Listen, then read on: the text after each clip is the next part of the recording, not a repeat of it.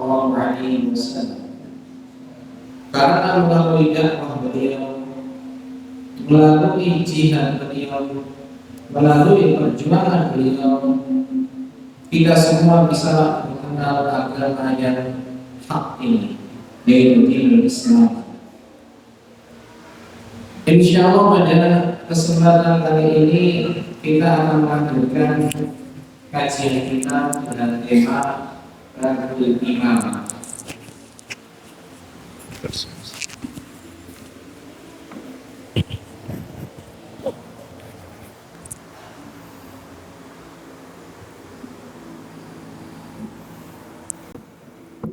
Insya Allah kita akan membahas terkait babul imamah dari masih kitabus shalah. Terkait dengan kitab salat, kita masuk ke bab al-imamah. Imamah niku artinya aslinya kepemimpinan, kepemimpinan. Kalau dalam salat maka kepemimpinan di sini maksudnya adalah imam salat. Maka tadi kita ambil temanya hak dan kewajiban imam gitu ya. Itu untuk bahasa mudahnya. Dan insya Allah pada kesempatan kali ini kita akan membaca hadis-hadis yang berkaitan dengan imamah. Hadis yang pertama di bab ini adalah sebuah hadis dari Abu Hurairah radhiyallahu anhu. Beliau mengatakan bahwa anna Nabiyya sallallahu alaihi wasallam qala, bahwa sesungguhnya Nabi sallallahu alaihi wasallam bersabda, amma yakhshal ladzi yarfa'u ra'sahu qabla al-imami, hendaklah takut orang-orang yang mengangkat kepalanya sebelum imam, ayyuhawwilallahu ra'sahu ra'sa himar, maka akan Allah jadikan kepala dia itu seperti kepala keledai, himar. Au yaj'alallahu suratahu surata himar, atau Allah akan jadikan bentuknya, wajahnya itu buruk seperti buruknya wajah keledai. Nah, di sini Rasulullah Sallallahu Alaihi Wasallam mengancam dengan ancaman yang sangat keras terkait dengan perilaku makmum yang suka mendahului imam, khususnya ketika ruku. Ruku itu jangan sampai imamnya belum mengangkat kepala, jenengan sudah ngangkat kepala duluan. Jadi nek jenengan bisa melihat rukuknya imam, itu tandanya jenengan itu sudah mengangkat kepala duluan. Apalagi misalnya kok imamnya boyoken, ngangkatnya niku alon-alon. Nah, jenengan jangan mendahului. Jadi ditunggu sampai imamnya tegak baru jenengan angkat kepalanya. Jangan sampai kita itu mendahului, mengangkat kepala, karena nanti ancamannya Allah akan mengubah kepala kita menjadi seperti kepala keledai. Apa yang bisa diambil sebelum masuk ke fawaid? Ada sedikit perbedaan pendapat di antara ulama, Bapak Ibu. Apakah ketika orang melakukan itu terus salate batal napa salate rusak? Batal kalih rusak nggih. Sebenarnya rusak nih nggih sami mawon batal. Maksudnya mboten rusak, maksudnya pahalane kelong gitu nggih. Jadi kalau jumhur ulama mengatakan bahwa sholatnya sah tapi pahalanya berkurang, atau dia melakukan sebuah dosa karena telah melanggar larangan Allah dan Rasulnya. Nah, ini hebatnya manusia nih, ngibadah wae jek iso mumpuk dosa. Dengan cara apa? Dia mendahului imam. Tapi kalau menurut salah satu pendapat Imam Ahmad, beliau mengatakan laisa liman sabaqal imama salatun. Tidak ada salat bagi orang yang mendahului imam. Niki rodok keras pendapatnya. Imam Ahmad mengatakan bahwa orang yang mendahului imam maka rokaatnya itu gugur. Artinya apa? Tidak dianggap, bahkan sholatnya batal dan harus mengulang. Jadi di sini kalau pendapat mayoritas ulama mengatakan bahwa itu hukumnya haram, tapi tidak sampai membatalkan sholat. Nah, menurut saya pribadi lebih cenderung jumhur ulama, kebanyakan ulama ya. Karena nanti kalau kita katakan batal, orang-orang yang belum paham itu betapa banyak yang batal sholatnya gitu ya. Karena apa? Terkadang tidak sengaja, Pak. Jadi gini loh, orang itu punya respon telinga itu kadang lebih cepat daripada gerakan imamnya. Apane cah-cah nom ngoten niku. Wong-wong nom niku nek mau cuman rukuk pindah rukuk ke iktidal niku cepet. Ya cek rasa boyoke rong rasa. Ning kebanyakan imam itu kan sudah berumur. Kebanyakan imam itu sudah berumur. Dan ketika mengatakan sami Allahu liman hamidah, kebanyakan ketika mulai bergerak ke atas itu sudah mengucapkan sami Allahu liman hamidah. Nah, gerakannya itu terkadang kalau imam-imam yang sudah sebaya itu tidak bisa cepat. Mungkin mulainya bareng, tapi bagi anak muda itu biasanya bisa langsung maklet ngoten niku. Nah, niku nek kaidahe Imam Ahmad dipakai niku salate batal niku. Tapi kalau kita pakai kaidah jumhur, dia berdosa tapi sholatnya sah. Karena mendahului imam itu tidak termasuk salah satu pembatal sholat.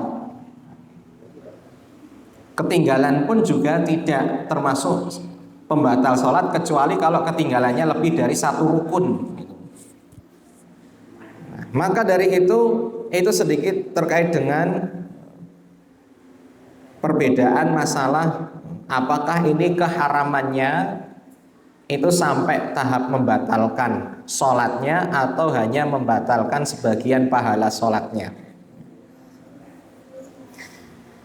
Tayyib, faidah yang pertama adalah tahrimu raf'i ra'si fi sujudi qoblal imam. Kalau keharamannya ulama sepakat itu hukumnya haram alias tidak boleh. Jenengan tidak boleh sekali-kali mendahului imam mengangkat kepala ketika bangkit dari ruku atau sujud. Sujud ini lebih parah kadang niku imamnya lagi cek meh munggah cek sampai duduk makmumnya wis tekan dhuwur jejeg. Nah, niku nggak boleh kayak gitu. Dan ini mohon maaf, keharamannya itu ada ancamannya Bapak Ibu. Salah satu definisi dosa besar itu semua dosa yang ada ancamannya. Niki jangan dianggap remeh, niki ternyata dosa besar.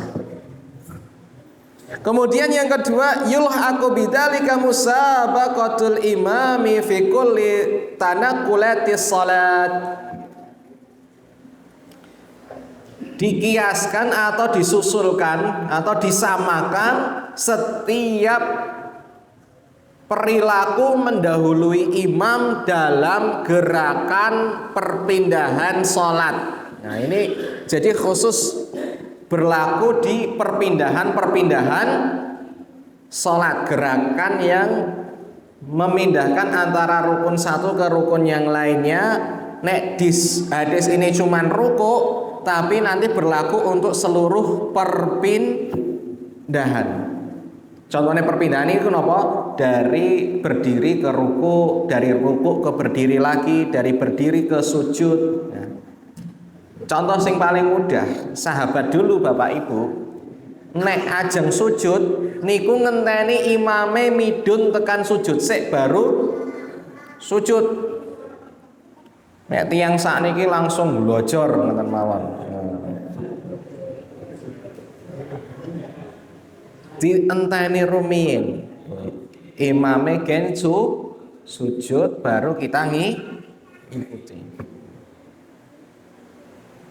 Misalnya kesuwen ngoten niku yo. Ya memang ngoten niku. Sabar, ibadah niku kedah sabar, aja kesusu. Wah, apa nek sing salate tarawih kali 2-3 rakaat tapi cuman 10 menit niku, niku susul-susulan balapan niku. Niku menabrak banyak hadis. Salat tarawih yang model cepet ekspres ngoten niku. Kelirune itu mboten di jumlah rakaate Bapak Ibu. Karena sejatinya tarawih niku dari dulu memang ada banyak pendapat. Tapi nek sampun ngilangke tumakninah itu sudah tidak bisa ditoleransi. Apalagi gerakannya sampai tubruk-tubrukan balapan ngoten niku. Niku bahaya sekali. Nanti akan melanggar banyak hadis termasuk hadis ini. Kemudian selanjutnya yang ketiga, wujubu mutaba'atil ma'mumi lil imami fi shalah. Jadi hukum makmum mengikuti imam itu adalah wajib. Seorang makmum harus nunggu imamnya dan tidak bergerak sebelum ada komando dari imam. Sebenarnya ini berlaku tidak hanya ketika sholat Bapak Ibu. Di seluruh aspek kehidupan, kalau jenengan punya pemimpin itu tidak boleh bergerak sebelum ada instruksi dari pimpinan. Misal dalam keluarga, pimpinan keluarga itu adalah laki-laki, suami. Maka seorang istri itu harus bertindak sesuai dengan perintahnya suami. Seandainya istri itu ingin melakukan sesuatu, ya harus izin suaminya. Jenengan di masjid ini ada ketakmiran, ada kepengurusan. Maka ketika ada kegiatan-kegiatan harus di bawah koordinasi ketua takmir, harus tahu pimpinan, karena pimpinan itu yang bertanggung jawab. Sebagaimana sholat, seorang imam itu yang nanti akan bertanggung jawab atas baik buruknya sholatnya para makmum. Maka nek jenengan jadi makmum niku nek pingin selamat ya wis kudu manut imame, pimpinane. Kemudian yang keempat, annal jazaa'a min jinsil amali fahina kana raf'u fi ra'si juzia bil wa'id bil maskhi. Ada sebuah kaidah, balasan itu sesuai dengan amal perbuatan. Karena apa? Di situ Rasulullah mengatakan bahwa kalau kamu mendahului imam, maka Allah akan mengubah wajahmu menjadi wajah keledai. Niku napa tandane? Kalau kita melakukan keburukan, maka balasannya juga keburukan. Kalau kita melakukan kebaikan, maka balasannya adalah kebaikan. Jadi niki teng konsep agama lain niku jenenge karma Bapak Ibu. Karma itu sebenarnya dalam Islam sudah ada, yaitu al-jaza'u min jinsil amal, atau adanya akidah as-sawabu wal iqab, balasan dan hukuman, itu menunjukkan bahwa Islam itu akan senantiasa membalas perbuatan baik dengan kebaikan dan keburukan dengan keburukan. Maka tidak ada rumusnya orang yang lolos hukuman dunia terus dia menang, nggak ada. Dalam Islam itu masih ada kehidupan di mana nanti semua akan dipertanggungjawabkan. Mungkin dia korupsi, makan harta rakyat sebanyak itu, dan di dunia tidak ada hukuman karena di penjara juga hidupnya loh foya-foya enak gitu nggih. Tapi itu di dunia, Bapak Ibu. Kita percaya bahwa semua orang itu akan memanen apa yang dia tanam. Maka jangan pernah jenengan itu merasa sukses berhasil ketika mendapat keuntungan dari jalur yang haram.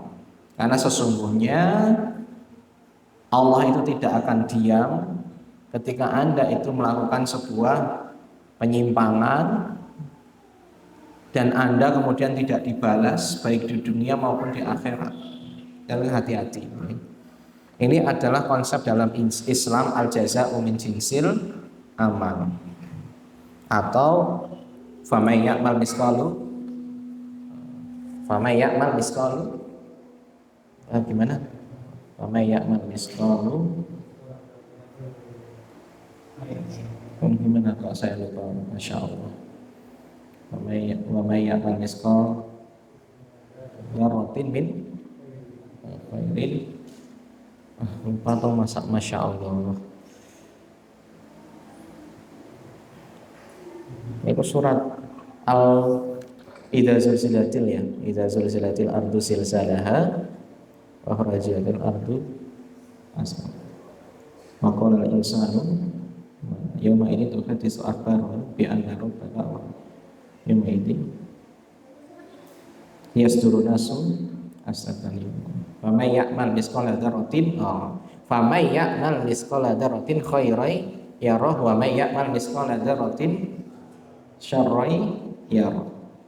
Barang siapa yang mengerjakan kebaikan sebesar biji dzarrah, pasti Allah akan menampakkannya, maksudnya membalasnya.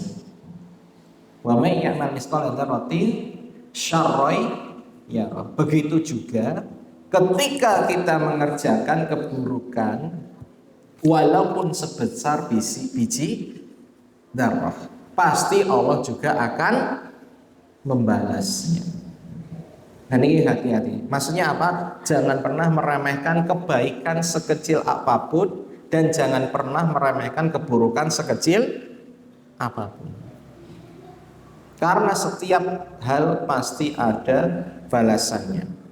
Kemudian yang kelima, tawa'adal al-musabiq bil maskhi ila suratil himar lima bainahu wa bainal himari minal munasabah wa syubh fil biladah wal ghaba. Jadi kenapa kok Allah memilih di sini perumpamaannya itu seperti Allah akan menjadikannya seperti kepala keledai. Ada dua hal yang menjadi alasan penyamaannya. Yang pertama, keledai itu punya wajah yang buruk. Yang kedua, keledai itu punya sifat ghobak. Ghobak niku napa? Ghobak ni bodoh. Bodoh niku maksudnya napa kok dikatakan wong sing napa niku? Sing disi imam kok dikatakan bodoh, kenapa Bapak Ibu? Karena jenengan meh disi imam kaya ngopo, engko ya barbare nek salam niku ya ngenteni imam, bare salat niku nggih kedah ngenteni imam. Ibaratnya jenengan niku disi tekan ujung garis finish ning ora iso nglewati finish sebelum imame niku menyelesaikannya. Maksudnya napa? Jenengan sak balap-balape imam bare iki ya mesti bar imam. Napa jenengan nek wis balap niku terus salame dhisik terus oleh bali kan mboten to? Ya tetep wae ngenteni imam. Maksudnya apa? Kalau sholatnya jelas-jelas kita itu mesti bare niku sakwise imam, terus ngopo kok dadak nyusun-nyusun di imam. Niku yang tidak bisa masuk di akal. Maksudnya nopo? Jenengan balap niku ora ono faedahe. Percuma. Malah entuk dosa.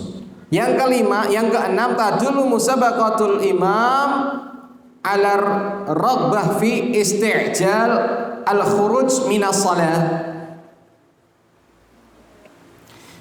Wadhalika maradun dawa'uhu ayatadzakkar sahibahu annahu la yusallim qabla al-imam. Nah niki di sini disebutkan ketika seseorang mendahului imam niku tandane dia itu pingin salate lek ndang cepet lek ndang bar. Niku penyakit, jenengan ora sabar salat niku penyakit. Niki harus dikasih tahu bahwa dalam sholat kamu mau membalap imam secepat apapun percuma, karena kamu pasti selesainya ya bareng imam. Ini harus dikandani. Yang terakhir al-wa'id bitaghyiri surah. Man yarfa ra'sahu qabla al-imami ila suratin himari amrun mumkinun. Kalau ada yang mengatakan apa iya menungso wis sirahe iso diubah menjadi kepala keledai. Bagi umat Islam yang percaya dengan berita dari Rasulullah SAW, kita wajib meyakini bahwa itu mungkin saja dan mudah saja bagi Allah.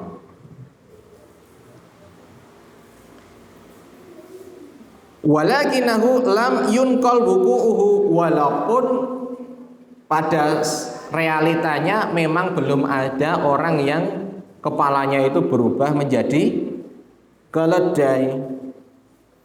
Wa yahtamilu anna ayyarji'a al-makna min tahwili surah ila tahwili an-nahizah wa dhalika bi ayyusbiha balidan kal himar.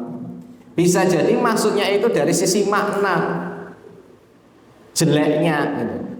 Jadi wong iku nek delok ora betah delok raine amarga buruk gitu.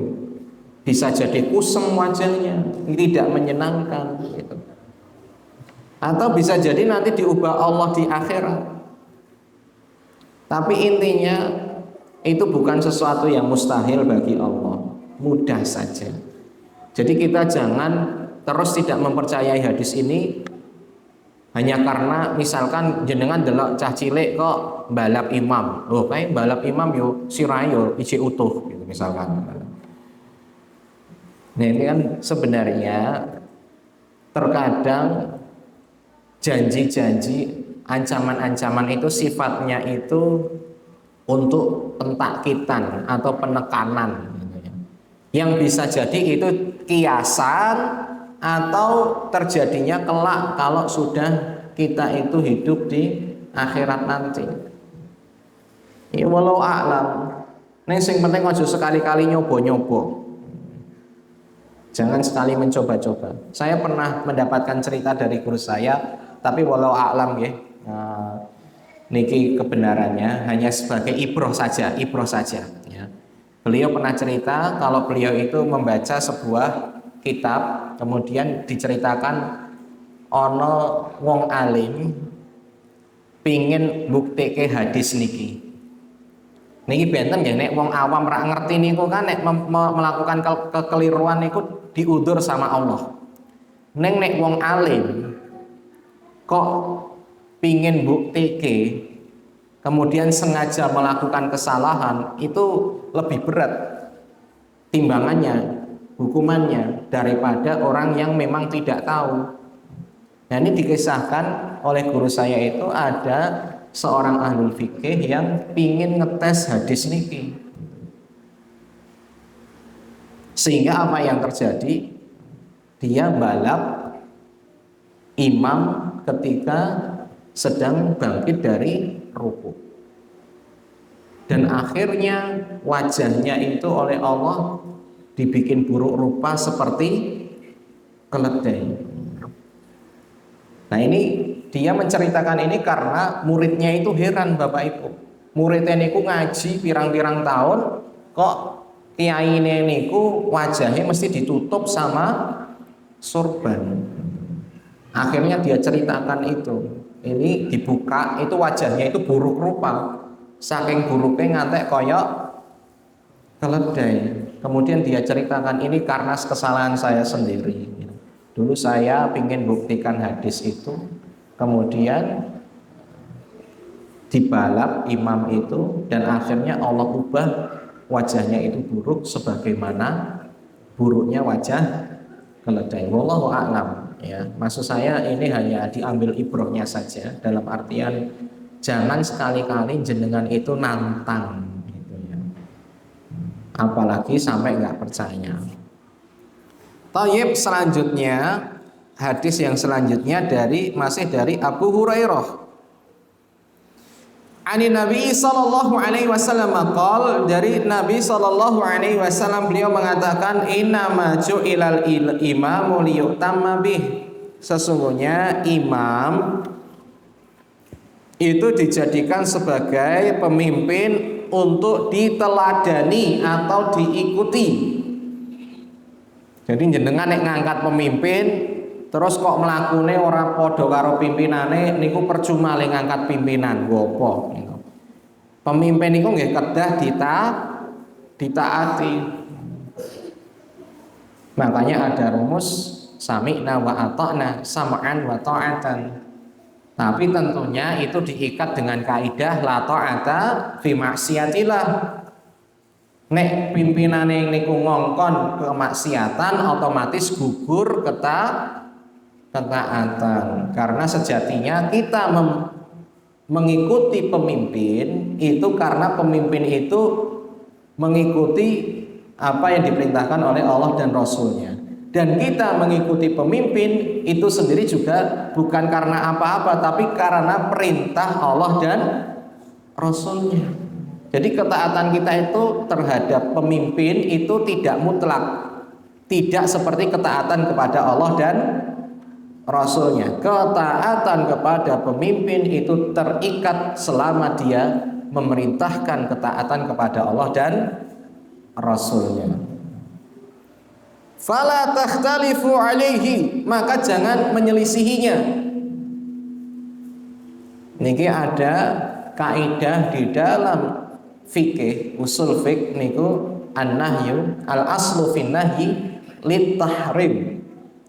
Larangan di dalam hukum asal itu adalah menunjukkan keharaman. Berarti kita tidak boleh menyelisihi imam. Fa idza kabbara fakabbiru, kalau imam sudah takbir baru kalian juga ikut takbir. Wa idza raka'a farka'u, kalau dia ruku kalian ikuti dia ruku. Wa idza qala sami'allahu liman hamidah, kalau dia mengatakan sami'allahu liman hamidah, faqulu, maka katakan rabbana walakal hamd atau rabbana lakal hamd. Wa idza sajada fasjudu, kalau imam sujud maka sujud. Wa idza shalla jalisan fa shallu julusan ajmaun, nek salate imam itu duduk maka kalian semua salat juga dengan duduk. Niki mungkin nanti ada di poin terakhir ada catatannya nggih Bapak Ibu nggih. Senada dengan hadis yang selanjutnya bahwa Ibunda Aisyah radhiyallahu anha beliau mengatakan bahwa shalla Rasulullah sallallahu alaihi wasallam fi baitihi wa huwa syakin. Rasulullah sallallahu alaihi wasallam suatu ketika sholat di rumahnya dan beliau dalam kondisi syakin. Syakin itu sakit marad. Maka setelah itu fa shalla jalisan, beliau sholat dalam kondisi duduk. Wa shalla wara'ahu qaumun qiyaman, dan di belakangnya itu beberapa orang menjadi makmum sholat ikut Rasulullah tapi dengan cara berdiri. Fa asyara ilaihim an ijlisu, maka beliau mengisyaratkan kepada yang di belakang agar semuanya duduk. Falamma insarafa, ketika beliau sudah selesai, beliau mengatakan innama ju'ilal ilamu liyutamma bih, sesungguhnya imam itu dijadikan pemimpin untuk diikuti. Fa idza raka'a farka'u, kalau ruku maka kalian ikut ruku. Wa idza rafa'a farfa'u, kalau dia ngangkat berdiri kalian ikut.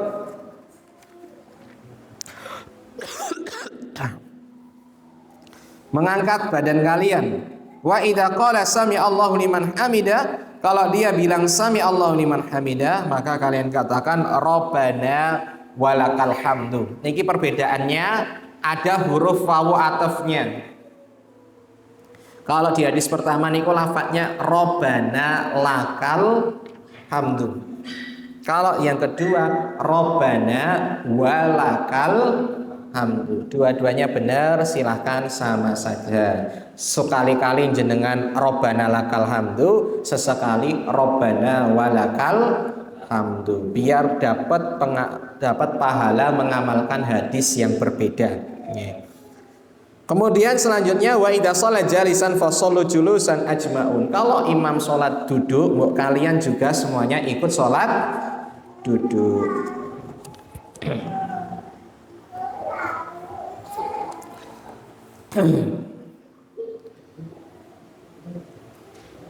Ini kita berbicara terkait dengan kemutlakan mengikuti imam.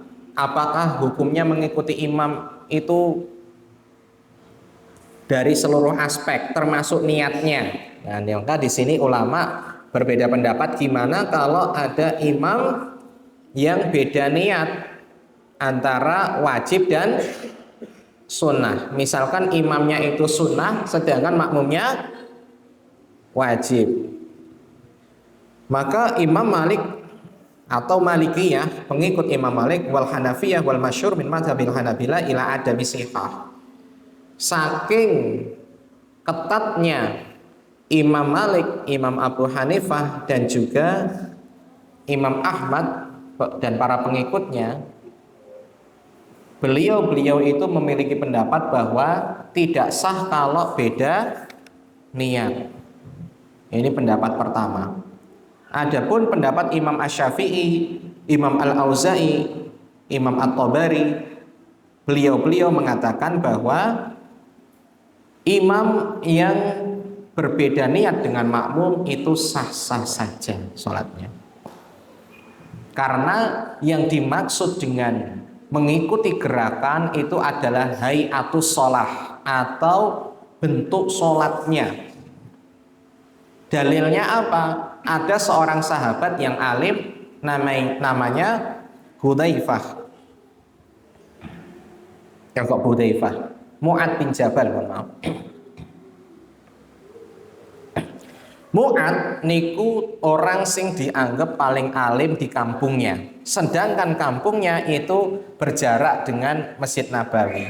Sehingga yang terjadi apa? Mu'ad niku pingin dapat keutamaan sholat bersama Rasulullah, tapi juga tidak bisa membiarkan kampungnya hidup tanpa ada jamaah sholat.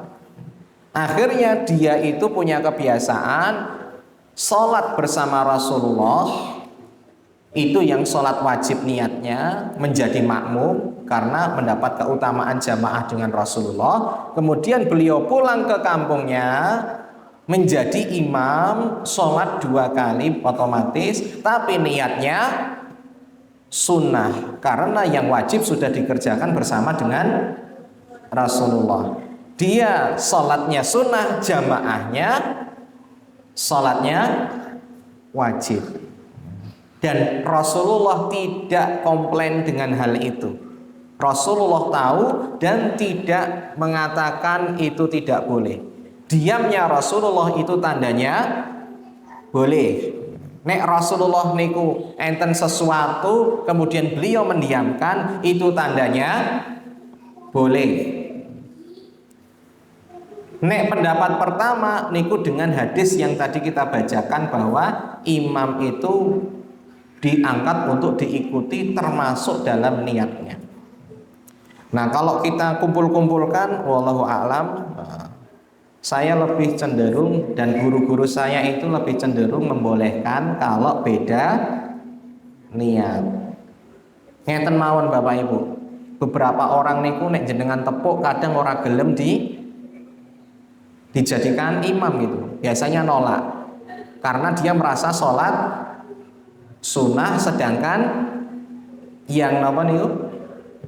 Yang nepok niku kan namanya kecenderungan orang mau jamaah itu kan mesti sholat wajib. Nah, itu berarti dia meyakini bahwa tidak boleh ada perbedaan niat antara imam dan makmum. Tapi kalau madhabnya itu boleh beda antara imam dan makmum, berarti ketika ditepuk orang itu ya otomatis dia langsung jadi imam aja, nggak masalah gitu. Walaupun nanti dia sholatnya 2 sedangkan makmumnya 4, yaitu sah-sah saja karena niatnya sesuai dengan masing-masing. Jadi ngoten ya Bapak Ibu. Dulu pernah ada seorang sahabat yang datang sholat terlambat, sholat subuh. Kemudian Rasulullah mesakne daripada sholat sendirian, sholatnya munfaridan, tentunya beda dengan pahala sholat jamaah. Maka Rasulullah menawarkan kepada sahabat yang sudah selesai sholatnya, siapa yang mau sedekah kepada saudaramu. Maksudnya nopo? Jamaah kali orang yang baru datang, sehingga dia menjadi imam dengan niatnya sholat sunnah, dan yang baru datang niku niatnya sholat subuh, niat sholat wajib. Itu sah-sah saja ya. Jadi kalau dikumpul-kumpulkan, saya lebih cenderung kepada perbedaan niat itu boleh.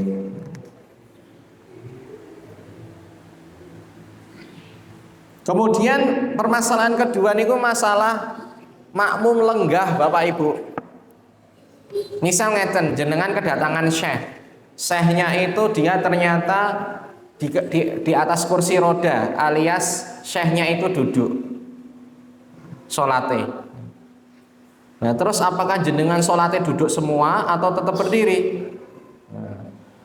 Nek madhab yang harus ngikut hanya 100%, jenengan ya kudu cari kursi semua, duduk atau duduk di bawah.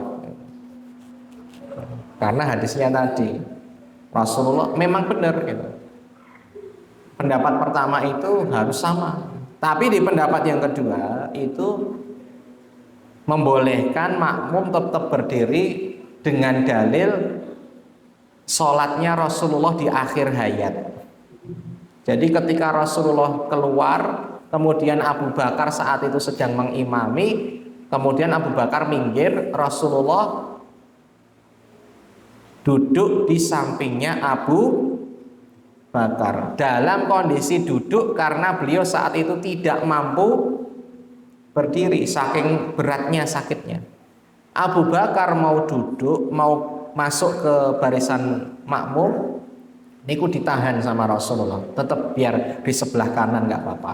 Niki dalil bagi orang yang misal salate niku kok jamaah terus tempatnya sempit, maka jenengan ngisi di samping kanan imam itu boleh.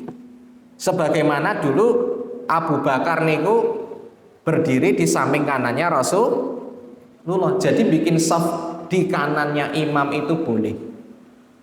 Kalau memang tempatnya tidak cukup, kan biasanya nih di fasilitas umum musolane tidak semuanya besar ya Bapak Ibu ya. Untuk-untekan. Dan niku jenengan sisih tengene imam timbang kosong diisi niku angsang. Sisih kanan. Niki mungkin nggak semua orang tahu, dan kalau melihat mungkin rada aneh gitu.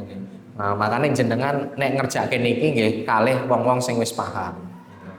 Nek durung paham mending jangan, karena nanti dikira aliran nopo ngoten niku. Aliran nopo. Nggih.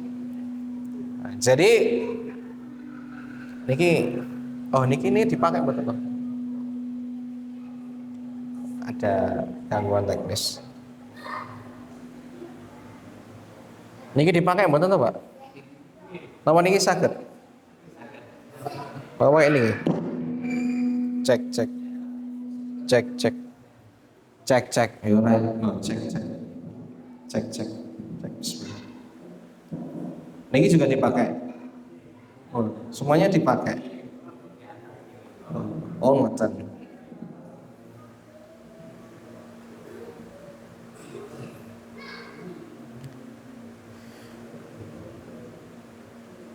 Sampai mana tadi?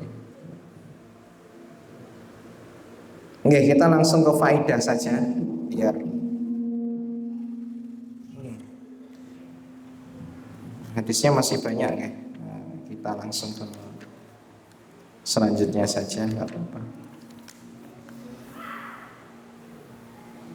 Poin-poin yang bisa kita dapatkan dari hadis tadi, yang pertama adalah wujubu muta'abatil makmum lil imami fi sholati wa tahrimi musabaqah. Wajibnya makmum mengikuti imam dan larangan untuk mendahului imam. Bahkan saya niki masih ingat sekali Bapak Ibu. Saya ketika diajar sama guru saya ketika menjelaskan hadis ini, beliau itu sampai membahas terkait dengan gerakan-gerakan yang sifatnya khilafiyah. Contohnya nopo sing paling gampang niku kunut.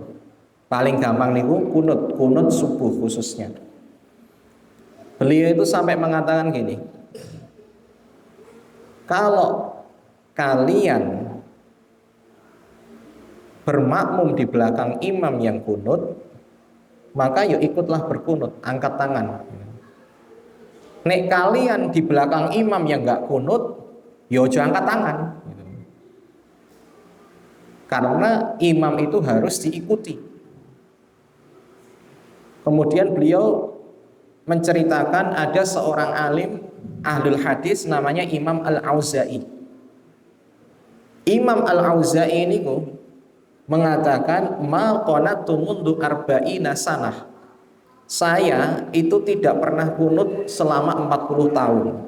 Maksudnya setelah Imam Al-Auza'i ini ahlul hadis. Setelah meneliti semua hadis tentang kunut, beliau mengambil kesimpulan bahwa kunut subuh itu sudah tidak disunahkan lagi. Yang ada kunut namanya kunut nazilah. Tapi beliau mengatakan saya sudah nggak pernah kunut selama 40 tahun terakhir illa khalfa imamin yaknut, kecuali kalau saya sholat di belakang imam yang kunut. Jadi beliau itu dengan kapasitas ilmunya yang luar biasa, beliau tetap kunut kalau sholat di belakang imam yang kunut.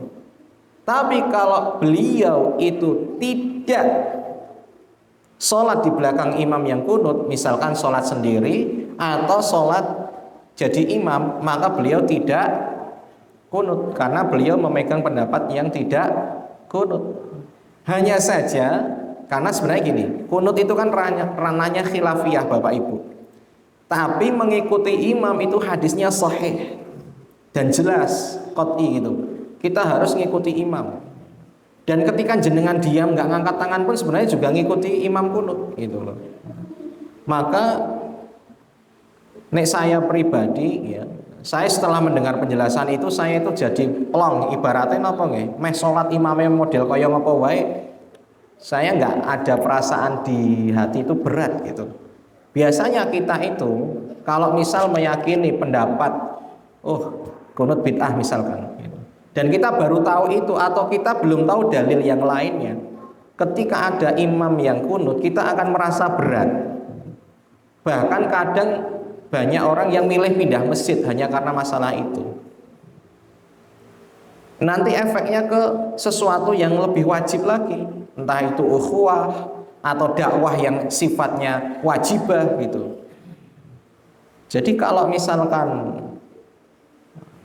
masalah khilafiyah itu kok muktabaroh, maksudnya memang itu jelas boleh berbeda, ya disikapinya santai saja gitu. Karena ada sesuatu dakwah-dakwah yang lebih wajib untuk jenengan sampaikan. Contohnya dakwah tauhid itu kan, akidah itu kan jauh lebih penting daripada sekedar kunut. Wong kunut niku alhamdulillah wis salat ning masjid niku bagus gitu. Ning kan banyak orang yang sudah salat ning jek melakukan kesyirikan, masih melakukan sajen-sajen dan sebagainya. Itu yang jauh lebih urgent untuk didakwahkan.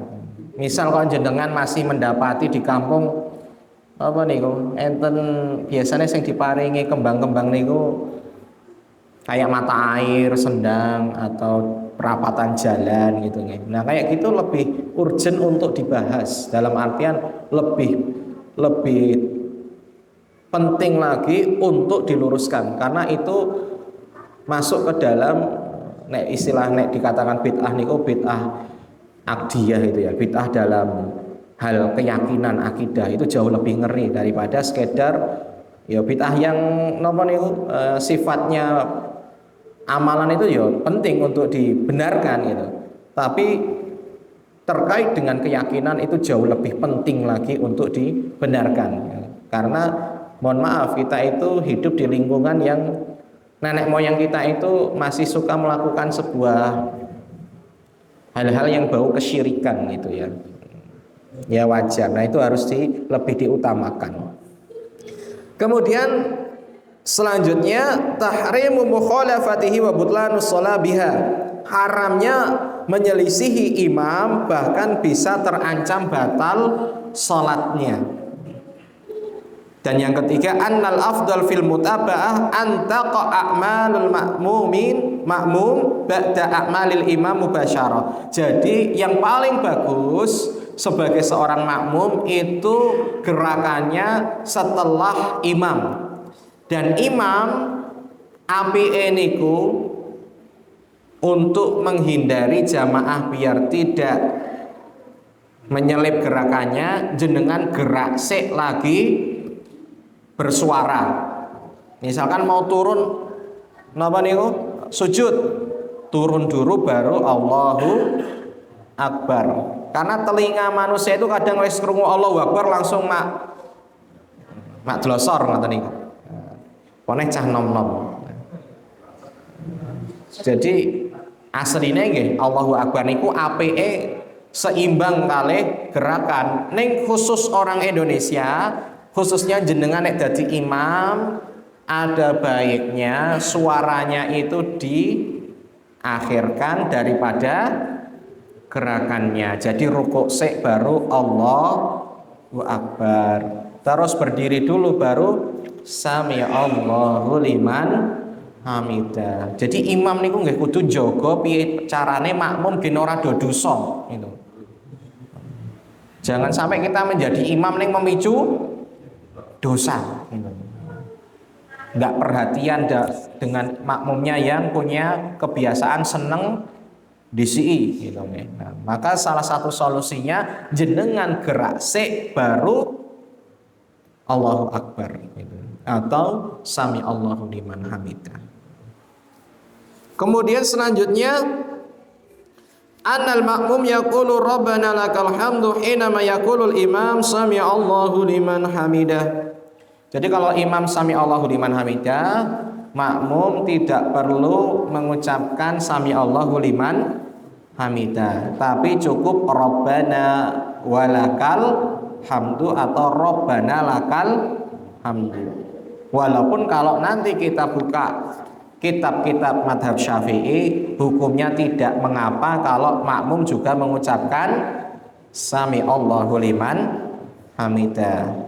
Tapi kalau kita lihat nas hadis tadi jelas Rasulullah mengatakan kalau imam mengucapkan sami Allahu liman hamidah faqulu, maka fa niku memberikan faedah ta'kid langsung mubasyarah. Jadi fa niku urutan, ada summa kemudian. Jadi kalau pakai fa berarti langsung fakulu, maka katakanlah Rabbana walakal hamdu. Itu menunjukkan ketika imam sami Allahu liman hamidah, makmum langsung mengatakan Rabbana walakal hamdu. Jenengan perhatikan Bilalnya Masjidil Haram. Bilal niku sing mengulang takbiratnya imam. Misal imam itu Allahu Akbar, nanti akan ada yang menirukan Allahu Akbar gitu. Karena apa? Suara imam itu biasanya tidak terlalu tinggi, maka harus diulangi biar suaranya lebih menyebar. Nanti misalnya teng mriki mikrofonnya mati atau oglangan. Nah niki salah satu kedah enten sing dadi Bilal seandainya imamnya suarane alon gitu. Misal Pak imamnya pun sepuh gitu, apa suarane lagi entek gitu nggih. Nah niku dia pelan, maka harus ada satu makmum yang nanti mengulang ucapan imam. Misal imamnya Allahu Akbar, nah nanti salah satu dari makmum harus teriak Allahu Akbar gitu. Tujuannya biar yang belakang, yang akhwat juga bisa dengar. Ojo meneng-meneng wae, kok do bingung celingak-celingok iki wis munggah apa urung gitu nggih. Nah niku khusus ketika imam mengatakan sami Allahu liman hamidah, jenengan lihat Bilal apa yang diucapkan. Dia akan mengucapkan Rabbana walakal hamd gitu. Bukan sami Allahu liman hamidah. Karena kenapa bisa berbeda? Karena Bilal posisinya seorang makmum, dan makmum ketika mendengar sami Allahu liman hamidah maka langsung mengucapkan Rabbana walakal hamd.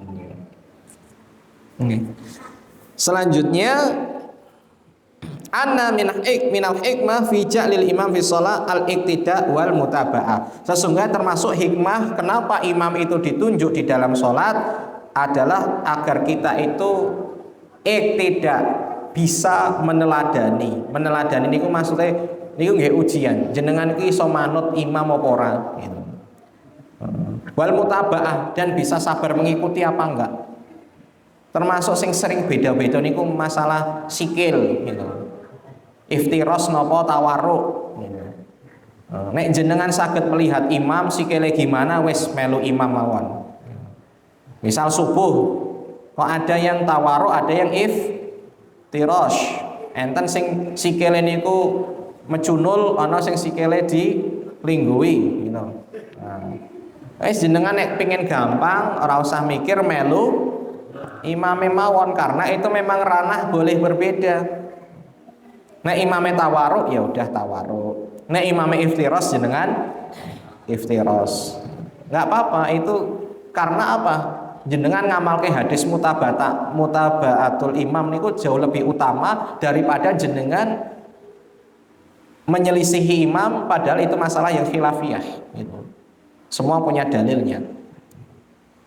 Kemudian selanjutnya yang ketujuh, jawazul isyarah fi sholati lil hajah. Bolehnya memberikan isyarat ketika sholat. Contohnya ngeten Pak, saya sering banget mendapati ketika saya sholat berdua di tempat umum. Kemudian ada orang yang datang, dia bingung mau di sebelah mana berdirinya gitu. Karena makmum saya pas di sebelah kanan saya gitu. Lah nek ngoten niku posisine jenengan sebagai imam boleh mendorong sebelahnya agar mundur daripada nanti dia jejer-jejer di kanan semuanya gitu. Nah, niku malah lucu nanti. Nek tempatnya full kayak tadi nggak masalah, nek tempatnya kosong kan ya lucu. Sholatnya malah jejer ke kanan gitu. Atau dia malah masang di sebelah kiri kita, jadi jenengan di tengah kayak sholatnya wanita. Nah itu jenengan kasih isyarat, didorong ke belakang ini temennya. Saya rasa temennya jenengan mesti wis mudeng lah gitu. Jadi didorong ke belakang biar nanti bisa menempatkan diri dan sholat di shaf yang baru di belakang itu. Nah, imam melakukan gerakan-gerakan kayak gitu niku boleh. Atau jenengan misal ada lagi sholat, kok ada temannya yang iseng salam, assalamualaikum gitu, dan itu ditujukan ke Anda, maka jawabnya adalah dengan isyarat, diangkat tangannya, itu nggak apa-apa, karena gerakan-gerakan seperti itu pernah dilakukan oleh Rasulullah Shallallahu Alaihi Wasallam. Kemudian yang kedelapan, fil hadisi dalilun ala ta'kidi mutaba'atil imami wa annaha muqaddamatun ala ghairiha min a'mali shalah. Nah, di sini dalam hadis juga ditekankan terkait dengan perkara masalah ngikuti imam. Sampai-sampai Rasulullah itu kan tahu sebenarnya makmumnya itu boleh berdiri karena mampu berdiri, tapi oleh Rasulullah disuruh duduk untuk mengikuti posisi gerakan imam. Kemudian yang selanjutnya, yang ke-9, wa minhu yu'khad tahattum ta'atil qadah wa wulatul amri wa mura'ati nidham.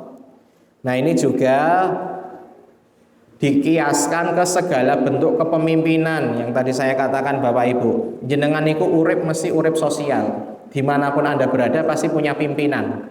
Entah itu RT, RW, kemudian tempat kerja Pak Bos, gitu. Nah, kalau posisinya di bawah wajib ngikuti apa yang menjadi instruksi atasan. Selama tidak bertentangan dengan syariat, selama tidak bertentangan dengan perintah Allah dan Rasulnya, jenengan wajib mengikuti, tidak boleh balelo.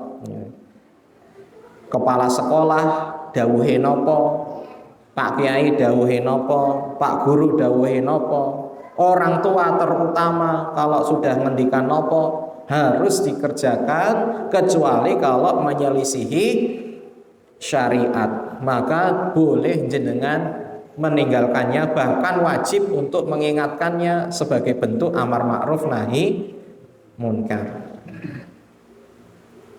Kemudian selanjutnya sudah selesai. Nah, itu tadi dalilnya wa atiullah wa rasulahu wala tanaza'u fatafshalu wa tadhaba rihukum. Karena gini Bapak Ibu, kalau kita niku ribut antara bawahan dengan atasan, antara sesama, padahal sama-sama Islam, niku hanya akan menghilangkan rih kita. Ambune dhewe iki ilang. Maksudnya nopo? Wibawanya kita hilang. Agama lain tidak akan respect kepada umat Islam. Nek umat Islam iku padha gelut dhewe-dhewe. Nah, maka di sini jangan sampai kita itu saling berselisih. Kalau ada perselisihan, kembalikan kepada Allah dan Rasulnya. Ditimbang dengan Al-Quran dan Sunnah.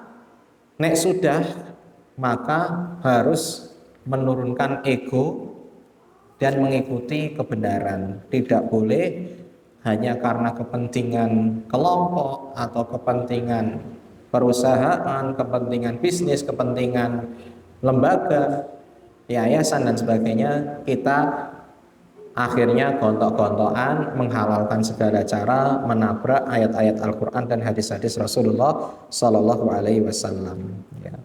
Mungkin ini saja dari saya. Sebenarnya masih banyak Bapak Ibu, tapi tidak apa-apa. Intinya kita semoga bisa lebih mendalami lagi terkait dengan masalah imamah ya. Karena ini sebenarnya penting, imamah itu penting. Karena Islam itu nanti juga menjadi kuat ketika ketaatan pemeluknya terhadap pemimpinnya, komandannya itu tinggi. Nih, jadi kita sebagai orang yang hidup bersosial itu harus tahu bisa memposisikan diri kapan waktunya memimpin dan kapan waktunya dipimpin. Jadi wong niku mboten teng dhuwur terus, kadang ya teng ngisor. Wong ya ora mungkin ning ngisor terus, kadang ya teng dhuwur. Maka harus tahu diri. Kalau jenengan itu memimpin harus bisa bertanggung jawab, harus adil. Tapi kalau waktunya dipimpin, maka harus sami'na wa ata'na selama itu tidak bertentangan dengan syariat. Ya, mungkin ini saja dari saya. Sebelum saya tutup, ada yang mau ditanyakan? Monggo, kalau ada. Kalau tidak, kita tutup dengan hamdalah dan doa kafaratul majelis. Alhamdulillahirabbil alamin. Subhanakallahumma bihamdika asyhadu an la ilaha illa anta astaghfiruka wa atubu ilaik. Wassalamualaikum warahmatullahi wabarakatuh.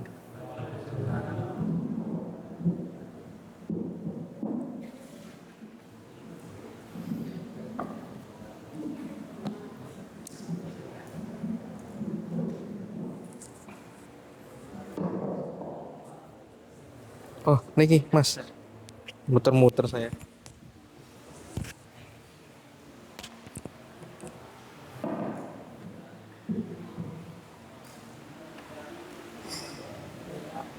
Saya memohon kepada Ustaz Supriyadi yang sudah memberikan ilmunya, penjelasan tentang hak dan kewajiban imam sholat. Semoga kita bisa ambil ilmunya dan kita aplikasikan